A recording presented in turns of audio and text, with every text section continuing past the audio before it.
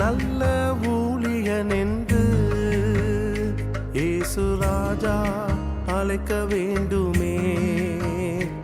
என்னை நல்ல ஊழியன் என்று இயேசு ராஜா அழைக்க வேண்டுமே.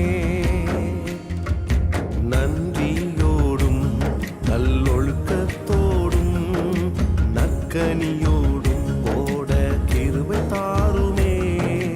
நன்றியோடும் நல் ஒழுக்கத்தோடும் நற்கனியோடும் ஓட கிருபை தாருமே. ஏசையா ஏசையா ஏசையா என் ஆசை நீதானையா.